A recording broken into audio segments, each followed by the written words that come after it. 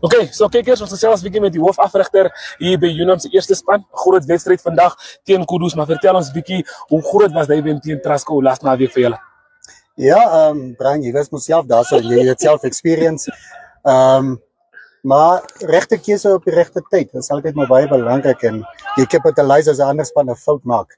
So weer eens het dit maar gewys Delrin wat op die veld gekom het, die experience wat hy het hy definitief na die veld toe gebring en ons kon seëvier. En al die punte gekollek daar. So, Kudus, weer eens 'n groot game vir julle.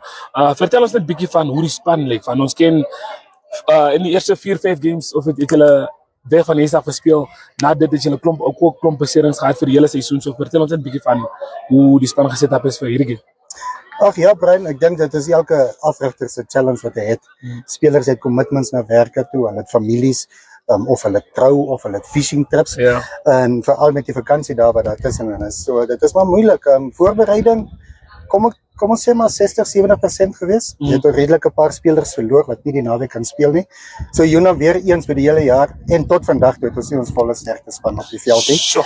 Maar weer eens 'n geleentheid vir Unam om te showcase wat ons kan doen en wat ons wil hê en wat ons wil bereik. Span wat laas jaar definitief in die finals was. 'n top 4 vir julle sal baie belangrik wees. Soos ek verstaan is Odrig ook een van die ouens wat nie beskikbaar is hierdie naweek nie en het definitief baie lekker gejol daar by Gemsbok Park, ja.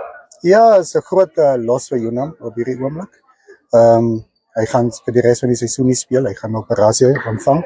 Hy het 'n beentjie gebreek in sy hande. Dit het hy al opgetel in Rebot se wedstryd.